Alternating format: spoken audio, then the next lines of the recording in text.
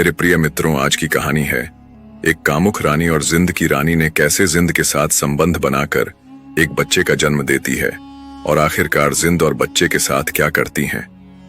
चलिए मित्रों, समझते हैं। इस पूरी कहानी से महल की ऊंची दीवारों के भीतर, जहां हर दरबारी अपनी चालों में उलझे रहते थे, रानी मोहिनी के दिल में एक अनकही और गहरी कामुक ज्वाला सी जल रही थी।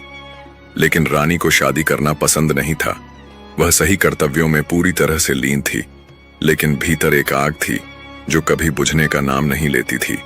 यह आग केवल शक्ति की नहीं थी, बल्कि अपने कामों की इच्छाओं की थी, जो समय समय पर उसके हृदय में बलवती हो जाती थी।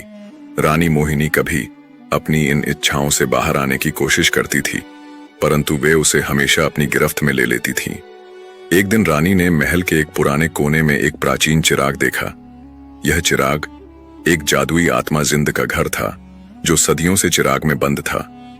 कहा जाता था कि जो कोई भी इस चिराग को छूता, वह उस जिंद की शक्ति और रहस्यमय आकर्षण से जुड़ जाता।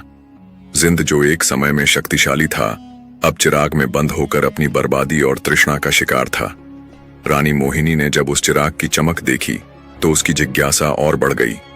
एक रात जब महल का हर कोना शांति में था, उसने चुपके से चिराग को उठाया। जैसे ही उसके हाथ में चिराग आया, हल्की सी लहर सी महसूस हुई और अचानक एक गहरी आवाज उसके कानों में गूंजने लगी। तुमने मुझे जगाया है रानी मोहिनी, मैं तुम्हारी इच्छाओं को पूरा करने के लिए तैयार हूं। रानी मोहिनी के मन में अचानक से एक आंधी सी उठने लगी। वह जानती थी कि यह जिंद की आवाज थी, लेकिन यह उसकी इच्छाओं को पूरा करने की चुनौती के रूप में सुनाई दी। रानी ने उसे यह प्रस्ताव दिया कि वह उसके भीतर की कामुकता इच्छाओं को पूरी तरह से समाप्त कर सके, उसकी शक्ति को महसूस कर सकती है और उन इच्छाओं के साथ एक नई पहचान बना सकती। तुम मेरे साथ आकर अपनी शक्ति की मुक्त कर सकती हो। जिंद ने कहा, तुम्हारी काम वासना और तृष्णा को स्वीकार कर तुम्हें एक ऐसी शक्ति मिलेगी जो तुम्हारे राजसी कर्तव्यों से कहीं बढ़कर होगी। तुम केवल अपने शरीर की नहीं, बल्कि अपने मान और शारीरिक सीमाओं को भी पार कर सकोगी। रानी मोहिनी का दिल तेजी से धड़कने लगा। उसे अपनी शक्ति को और अधिक महसूस करने का ख्याल आकर्षित करता था, लेकिन इसके साथ ही उसे यह भी डर था कि वह जिंद की शक्ति से पूरी तरह से बंध ना जाए।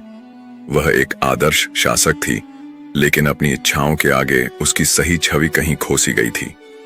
रानी मोहिनी के भीतर चल रहे संघर्ष का असर महल के अन्य लोगों पर भी पड़ने लगा।